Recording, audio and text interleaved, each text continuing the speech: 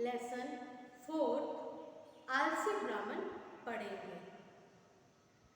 इसमें मनुष्य को आलस न करके अपने समय का सदुपयोग करना चाहिए। आलस मनुष्य को सदैव पीछे रखता है। तो इस पाठ में ये बताया है कि आलस मनुष्य को कभी नहीं करना चाहिए तथा अपना कार्य समय पर करना चाहिए। समय का महत्व भी समझना चाहिए। तो चलिए स्टार्ट करते हैं।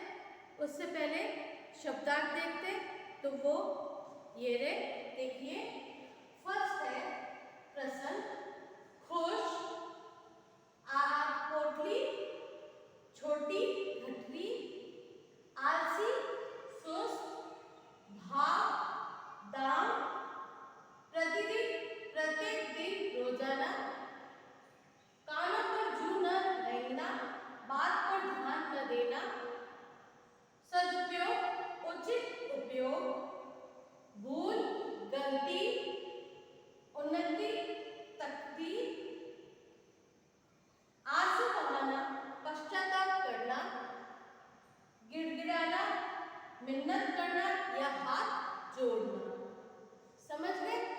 तो चलिए स्टार्ट करते हैं। आलस मनुष्य के लिए हानिकारक है। यह संदेश इस पाठ द्वारा बच्चों को दिया गया है। समय का सदुपयोग जीवन में आवश्यक है। इस लेसन में यही बताया है कि आलस मनुष्य को नहीं करना चाहिए तथा समय का उपयोग और समय पर कार्य करना चाहिए। तो चलिए स्टार्ट करते हैं। एक गांव में एक गरीब ब्राह्मण रहता था। एक गांव था, वहां पे एक गरीब ब्राह्मण रहता था। वह बड़ा ही आलसी था। वह कैसा था?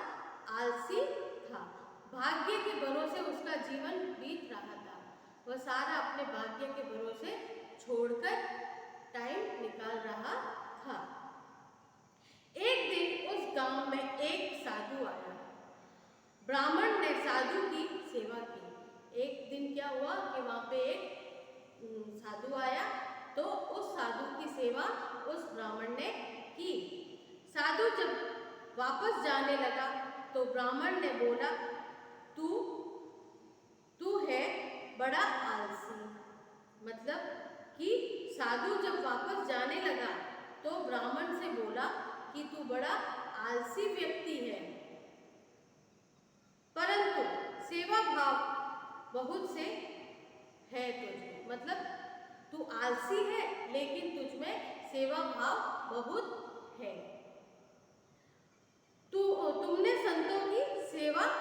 तुम्हें संतों की सेवा का फल मिलना चाहिए। वो कह रहा है साधु कि तुमने संतों की सेवा की है, इसीलिए तुम्हें इसका फल मिलना चाहिए। मैं तेरी सेवा से बहुत प्रसन्न हूँ। साधु कह रहा है कि मैं तेरी सेवा से बहुत खुश हूँ। तूने जो हमारी सेवा की है उससे मैं प्रसन्न हूँ। ये पारस पत्थर तुझे दे रहा हूँ। वह कह रहा है साधु कि तुझे ये पारस पत्थर दे रहा हूँ, देख आलस मत करना। उसने कहा ये पारस पत्थर तुझे दे रहा हूँ पर तू आलस मत करना। इससे तू जितना सोना बनाना चाहे बना लेना। इस पारस पत्थर से जितना चाहे तू सोना बना लेना। 7 दिन के बाद मैं आऊँगा तो वापस ले जाऊँगा। साधु ने कहा कि 7 दिन के बाद में मैं वापस आऊँगा और इस पत्थर को ले जाऊँगा। ब्राह्मण बड़ा प्रसन्न हुआ। ब्राह्मण खुश हुआ। उसने साधु के पैर छुए और पारस पत्थर लेकर भागता हुआ घर गया। उसने साधु के पैर छुए और वो पत्थर लेकर घर की ओर भागने लगा। सारा घर खोज लेने पर उसे थोड़ा सा लोहा मिला। उसने पूरे घर में छानबीन की, तब उसे जाकर थोड़ा सा पत्थर मिला। उसे पारस पत्थर से छुआकर उसने सोना बना दिया। लोहे को उस पारस पत्थर से छुआकर उसने सोना बना लिया। उसकी पत्नी भी प्रसन्न हुई। उसकी जो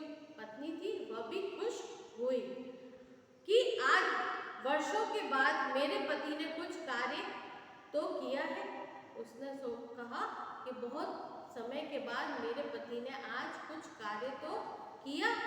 ब्राह्मण ने जल्दी से उसे सोने की पोटली में बांधा और बाजार की ओर चल दिया। क्या किया? उस सोने को उसने पोटली में बांधा और बाजार में बेचने के लिए चला गया। बाजार में सोना बेचकर खाने पीने की अच्छी अच्छी चीजें, बढ़िया कपड़े और घर की जरूरत की दूसरी चीजें ले आया। सोना बेच के जो पैसे मिले थे ना, उससे उसने क्या किया? घर की चीजें, अच्छे कपड़े और खाने पीने की जो सामान था वो लेकर आ गया। दूसरे दिन वह लोहा खरीदने बाजार गया, लेकिन पता चला कि आज लोहे का भाव ऊंचा है। दूसरे दिन क्या किया?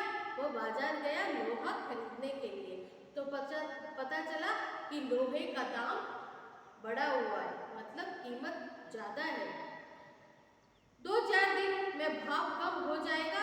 वह लौट आया। उसने सोचा कि 2-4 दिन में इसकी कीमत कम हो जाएगी, तब मैं इसको आके खरीद लूँगा। और ये सोचकर वह घर आ गया और अपनी पत्नी से बोला, जब लोहा सस्ता होगा तो ले आऊँगा। उसकी पत्नी को बोला कि जब भी लोहा सस्ता होगा मैं उसको खरीद कर ले आऊँगा और सोना बनाऊँगा। यह पत्थर तो 7 दिन तक हमारे पास है ना। उसने कहा कि यह पत्थर तो अपने पास में 7 दिन तक है, अपन सोना बना लेंगे। ब्राह्मण की पत्नी प्रतिदिन पति को याद दिलाती कि लोहा लेने जाओ। उसकी पत्नी रोज उसको याद दिलाती कि आप बाजार से लोहा ले आओ और सोना बनाओ। वह अलसाया सा उठता, मतलब आलस करता हुआ उठता और धीरे धीरे बाजार की ओर जाता, फिर वहां से खाली हाथ लौट आता। वह धीरे धीरे सारा कार्य आलस करके करने लगा और फिर बाजार जाता और आता तक खाली हाथ आ जाता। क्यों? क्योंकि लोहा महंगा था और वह खरीद नहीं पा रहा था। फिर वहां से खाली हाथ लौट आता, कहता कि अभी लोहा महंगा है। क्या बोलता? कि लोहा अभी महंगा है। इसी प्रकार 6 दिन बीत गए। इसी प्रकार 6 दिन बीत गए। लोहे का भाव कम नहीं हुआ, लोहे की कीमत कम नहीं हुई। ब्राह्मण के कानों पर जू न रहेगी, मतलब उसके तो कोई असर नहीं हो रहा था। वो इस चीज को समझ ही नहीं पा रहा था और वह आलस करता जा रहा था कि 7वां दिन आ जाएगा और साधु पारस पत्थर लेके चले जाएंगे, तो उसको कार्य जल्दी करना चाहिए, परंतु वह आलस के कारण उसे नहीं कर रहा था। 7वां दिन भी आ गया, मगर न लोहा आया और न सोना बन सका। 7 दिन पूरे हो गए, लेकिन न तो लोहा आया और न ही सोना बना। 8वें दिन साधु महाराज वापस आए, अपना पारस पत्थर वापस मांगने लगे। 8वें दिन साधु वापस आए और अपना पारस पत्थर मांगने लगे। जब अब तो ब्राह्मण का कलेजा मुंह को आ गया।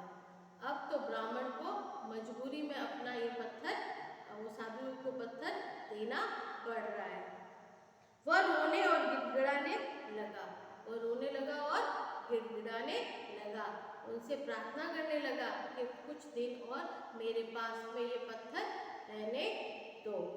कहने लगा, महाराज मैंने तो पहले दिन ही जरा सा सोना बनाया। और कहने लगा कि मैंने तो पहले दिन ही थोड़ा सा सोना बनाया था, उसके बाद सोना नहीं बनाया। उसके बाद मैंने सोना नहीं बनाया। मुझ पर दया कीजिए, मुझ पे रहम खाइए, कम से कम एक दिन मुझे और दे दीजिए। वह साधु को कहने लगा कि मुझे कम से कम एक दिन और दे दीजिए ताकि मैं सोना बना सकूं। साधु ने कहा, अब मैं 1 मिनट भी इसे तुम्हारे पास नहीं छोड़ूंगा। साधु ने क्या कहा कि मैं 1 मिनट भी इस पत्थर को तुम्हारे पास नहीं छोड़ूंगा। तुम बहुत आलसी हो, तुम बहुत आलसी हो। तुम्हारे जैसे लोग कभी भी उन्नति नहीं कर सकते। तुम्हारे जैसे लोग कभी उन्नति नहीं कर सकते।